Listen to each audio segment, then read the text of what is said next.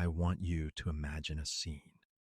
Someone standing in front of a partner who doesn't value them, someone who appears and disappears, someone who promises and doesn't follow through, someone who gives affection one day and cold distance the next. Anyone watching from the outside would say, "Why don't you leave? Why are you still there? Why do you choose this when you could choose better?"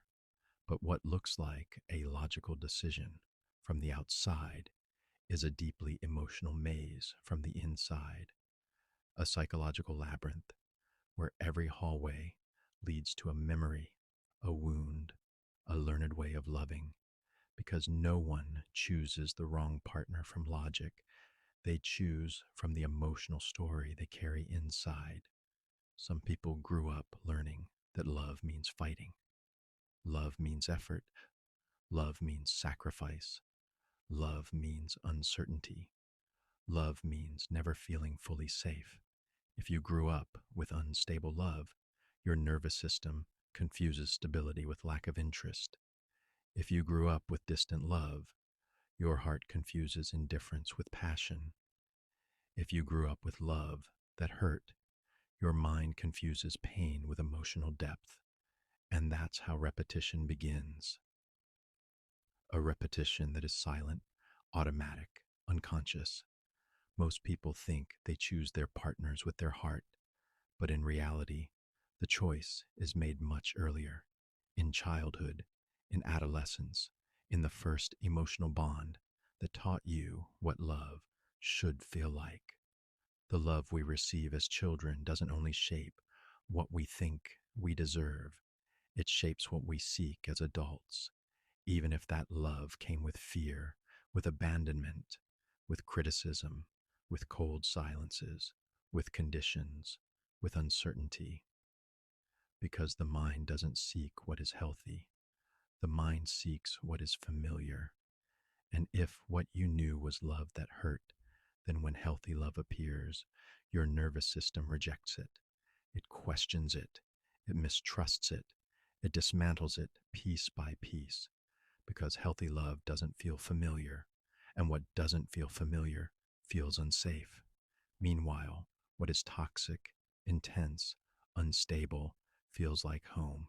And here is where the problem begins. Let's go deeper because I want you to understand something important. Choosing a partner is not just emotional, it is biological, neurological, physiological. When you experience unstable relationships growing up, your nervous system learns to live in constant alert, to anticipate abandonment, to prepare for rejection, to expect emotional inconsistency. That state becomes your normal. Your body becomes addicted to emotional adrenaline, to the roller coaster created by partners who don't offer safety. So when someone stable shows up, your body doesn't know what to do. It doesn't recognize that energy. It doesn't know how to exist in calm. Calmness becomes uncomfortable, strange, heavy, suspicious. That's why so many people say things like, with the good person, I don't feel anything. There's no chemistry. I don't feel the spark. It's not that there's no chemistry. It's that your brain is used to the chemistry of chaos, the chemistry of fear, the chemistry of emotional roller coasters. Calmness doesn't produce that chemistry. Calmness produces peace. But if you've never lived in peace, your body doesn't recognize it as love, so it rejects it.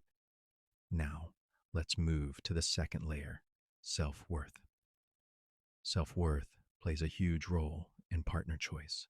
People who choose the wrong partners often carry a quiet inner voice saying, I'm not enough. I deserve very little. Good love isn't for me. I should be grateful for anything I get. If I ask for more, they'll leave. Love always feels like this. That inner voice is powerful. It dictates who you allow into your life. It dictates what behavior you tolerate. It dictates how you explain things that shouldn't need explaining. Someone who feels unworthy accepts crumbs as if they were everything. Someone who feels invisible accepts partners who barely pay attention. Someone who feels broken accepts partners who break them even more. This doesn't happen because people want pain. It happens because they think, even unconsciously, that this is the level of love they are allowed to receive. Now we enter the third layer, trauma. Trauma does not only hurt, it shapes, it conditions, it silences, it repeats, it engraves beliefs into the nervous system. People with relational trauma tend to choose partners who activate the same wounds, not because they want to suffer, but because the mind tries to resolve the story. It's like the mind says, if I can make this person who reminds me of my past love me, then I will finally heal. But healing never works that way. Repeating is not healing. You cannot close old wounds by reopening them through new relationships. And that's just the beginning. After a while, you begin to shrink parts of yourself just to blend in, not because you want to dim your mind, but because constantly slowing down your thoughts to match the world around you becomes exhausting. You end up learning how to translate yourself, and that translation becomes a skill you never intended to master. But here's something many never realize: the higher your intelligence, the more likely you are to experience something called cognitive isolation. It's not emotional isolation, it's not social isolation. It's the feeling of living from the inside out, watching the world move at a rhythm that doesn't match your inner one. It's the quiet sense that your mind is always elsewhere, thinking in spirals instead of straight lines, questioning even the things most people consider simple, feeling deeply even when you stay silent. It's the sense of always being slightly out of phase with the world around you. Most highly intelligent people don't struggle with understanding. They struggle with belonging. They struggle with letting go of the instinct to analyze everything they feel. They struggle with the pressure of always having to be the capable one. They struggle with the fear that if they show confusion or uncertainty, they'll disappoint the expectations others have built around them. And they struggle with the silent truth that intelligence doesn't make life easier, it simply makes life clearer. And clarity is often the thing that hurts the most, because once you see the world with too much clarity, its contradictions, its flaws, its inconsistencies, it becomes harder to live on the surface. You're always sinking deeper, thinking deeper, feeling deeper. You become the person people go to for advice, but rarely the person people truly understand. And sometimes the smartest thing about you becomes the thing that keeps you awake at night. Intelligence also comes with emotional challenges that people rarely talk about, like the difficulty of turning your mind off, the way your thoughts spiral, not because something is wrong, but because your mind is always searching for meaning, or the way you replay conversations in your head, analyzing what you said, what they meant, and what could have been understood differently. Sometimes you're not anxious at all. You're just thinking at a depth others confuse with worry. There's also the hidden pressure of potential. When people tell you you're capable, talented, gifted, those words don't just land softly. They become expectations, doors you're supposed to walk through, standards you're supposed to maintain. And when you fall short, even slightly, you feel the weight of that gap more intensely than anyone else. Highly intelligent people don't just fear failure, they fear not becoming who they believe they could be. This can lead to a kind of self imposed perfection, a quiet internal standard that makes even small mistakes feel amplified. When you understand things quickly, people assume you'll understand everything quickly. When you're good at something, people assume you'll be good at everything.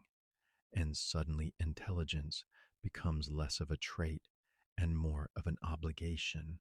But among all these hidden costs, perhaps the most painful one is the way intelligence shapes your emotional world, not by making you cold or detached. Quite the opposite. Many highly intelligent people feel emotions intensely. They just express them differently. They intellectualize things that hurt. They rationalize things that scare them. They analyze feelings that might have been easier to simply feel. It's not because they lack emotion, it's because they feel too much to show it easily. Intelligence gives you the ability to understand your emotions, but not always the ability to sit comfortably inside them. You know why you feel something long before you know how to cope with it. You can explain your sadness before you can soften it. You can describe your loneliness before you can soothe it. And so, you live inside a mind that feels everything clearly, yet processes it all alone.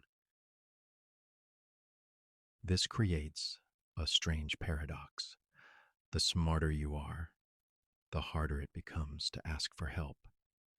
You've been the problem solver your whole life, the responsible one, the one who figures things out.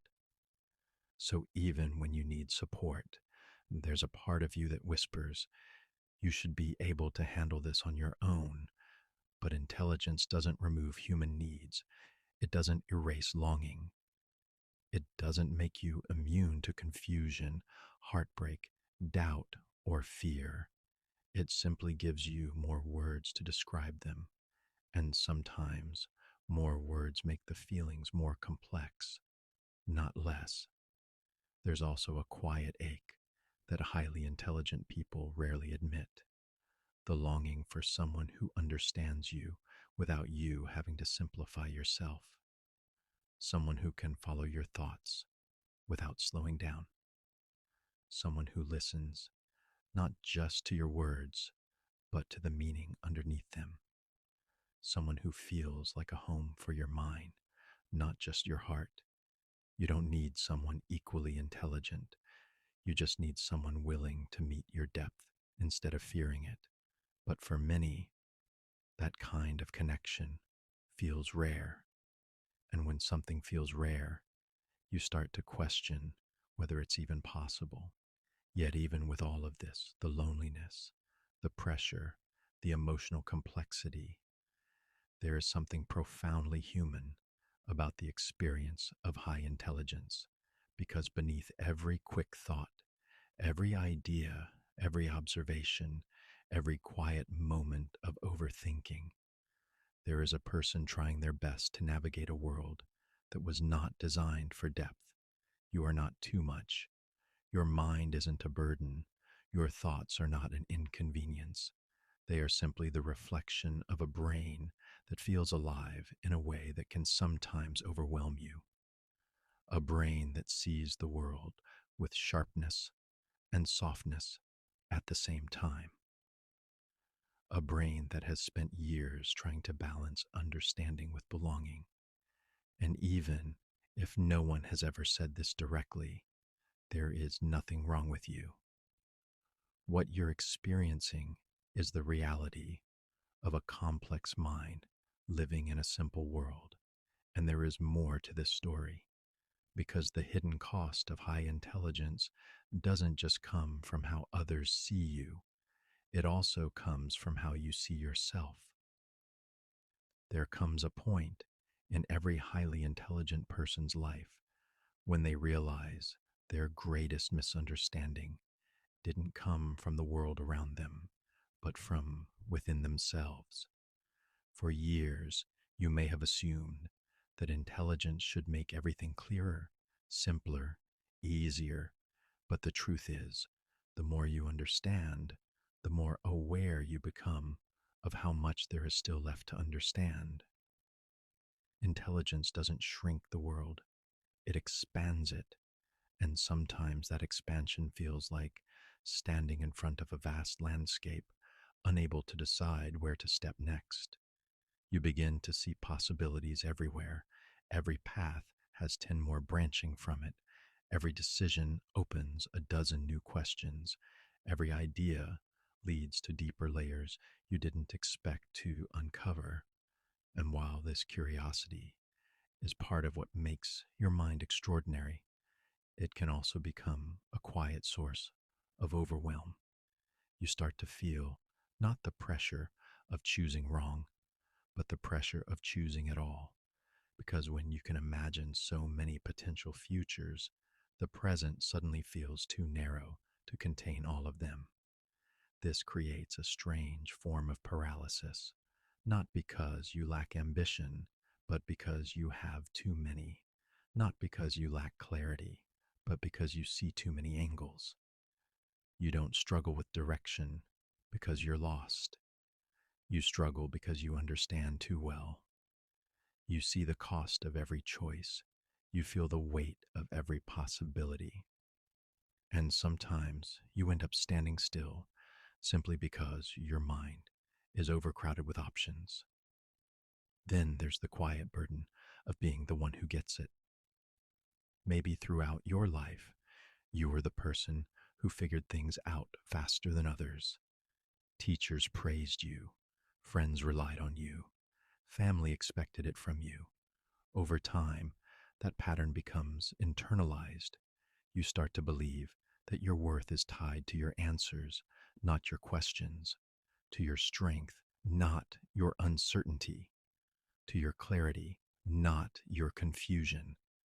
So when you eventually face moments where you don't know what to do, moments every human being has, your mind turns inward, not with compassion, but with criticism. I should be able to figure this out, you tell yourself, even when the problem you're facing isn't intellectual at all, but emotional, even when the solution isn't found in logic, but in allowing yourself to be human.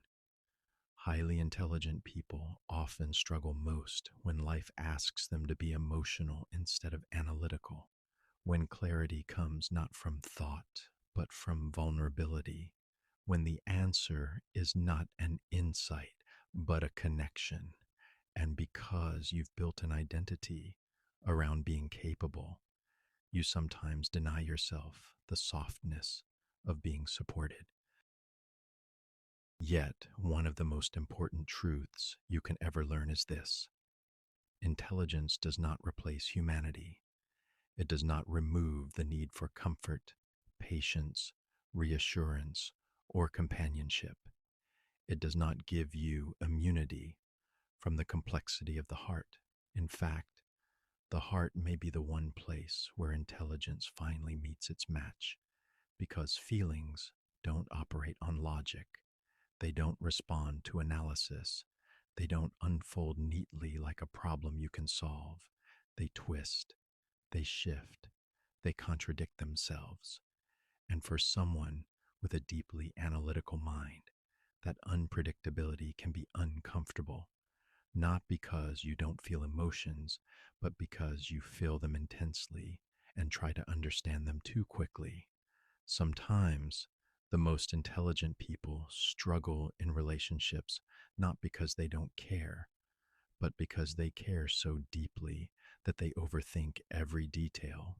They question their own value. They replay moments in their mind, searching for meaning behind every word, every pause, every expression.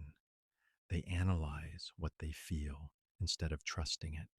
This can create distance, not because they lack emotion, but because they're afraid of overwhelming others with the intensity of what they feel. There's also the silent challenge of connecting with others when your mind naturally gravitates toward depth.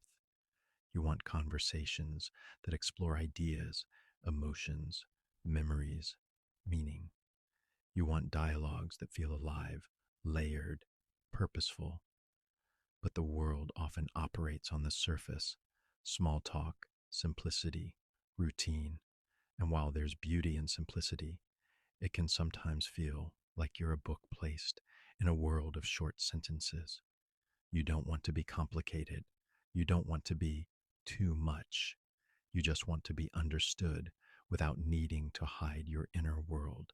But because such moments are rare, you might learn to keep pieces of yourself tucked away, revealing them only in the presence of those who feel safe enough to understand them. Perhaps the deepest cost of high intelligence is the expectation you place on yourself, not the one others place on you, the one you carry quietly inside, the expectation to always be composed, to always have a plan, to always maintain perspective, to always navigate your life with precision. But intelligence doesn't protect you from human confusion. It doesn't protect you from heartbreak, disappointment, mistakes, or fear. It only gives you more language to describe them, and sometimes that language makes the experience sharper, not softer. There are moments when your intelligence becomes a double edged sword. You know too much about the risks. You understand too deeply what can go wrong. You foresee endings before beginnings have a chance to blossom. You comfort others with wisdom you rarely apply to yourself, because your mind critiques your own emotions more harshly than anyone else ever would. And still, beneath all this complexity, there is something profoundly beautiful about having a mind that refuses to settle for the surface, because while intelligence comes at a cost, it also comes with a rare, quiet depth that shapes the way you experience life. You notice beauty in things others overlook: the small details in conversations, the unspoken truths beneath someone's smile, the way a single moment can change a person's entire day.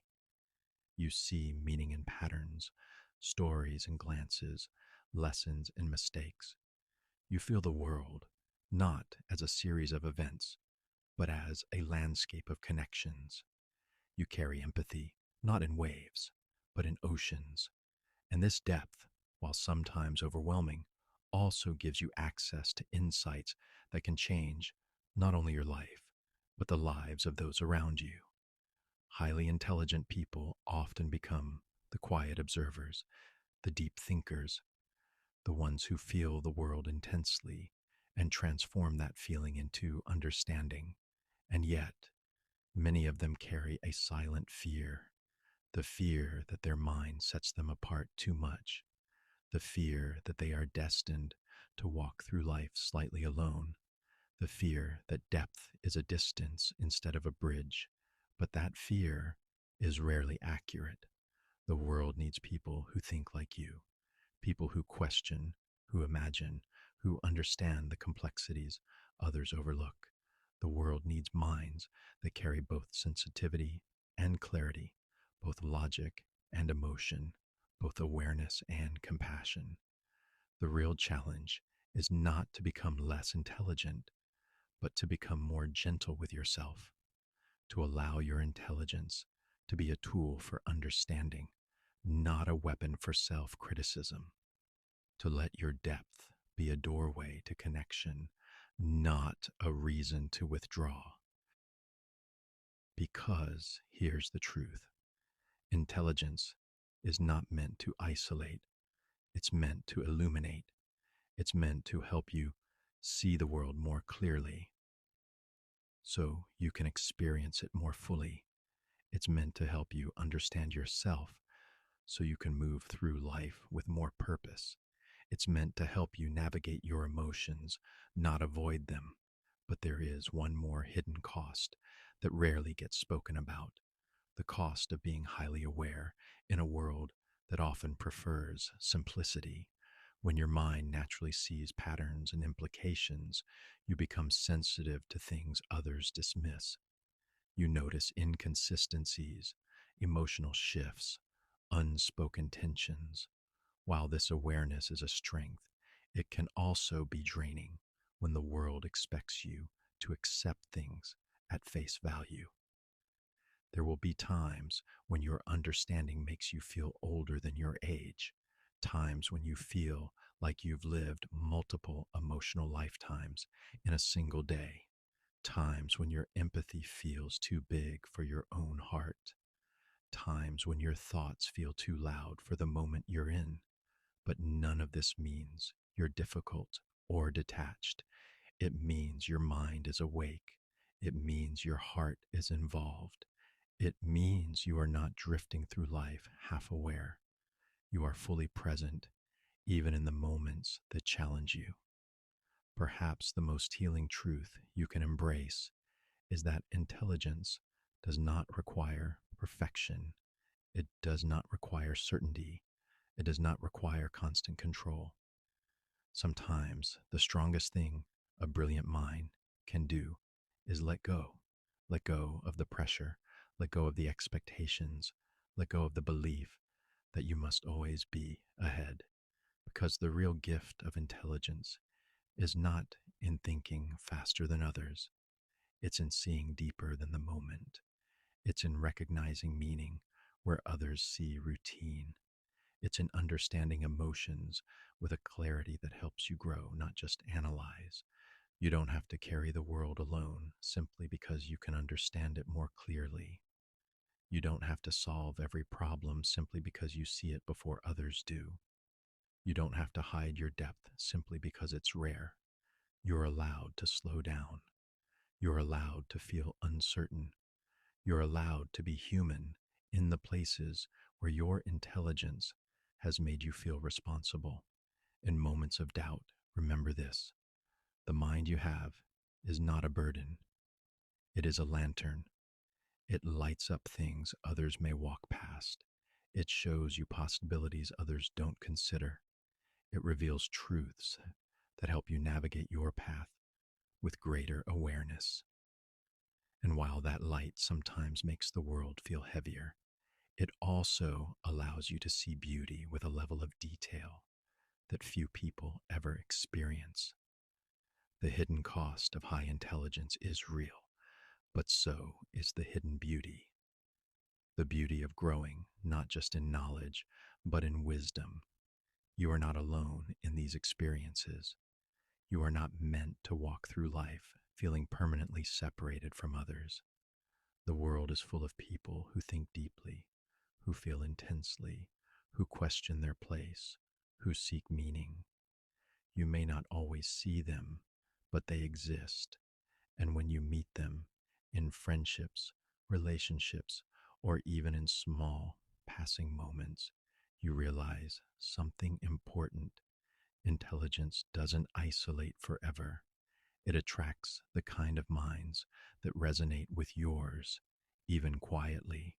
And when that happens, something extraordinary unfolds. You begin to see that your intelligence was never the thing that separated you. It was the thing leading you toward the people who would finally feel like home. If this resonated with you, take a breath and remember your mind is not a weight. It is a gift, a rare, remarkable one. If you'd like to keep exploring this inner world, the psychology of deep thinkers, the hidden struggles of overthinkers, and the quiet strengths of sensitive minds, consider subscribing, leaving a comment, or simply writing, "I'm here," so you can see how many people feel this same way too. You were never the only one.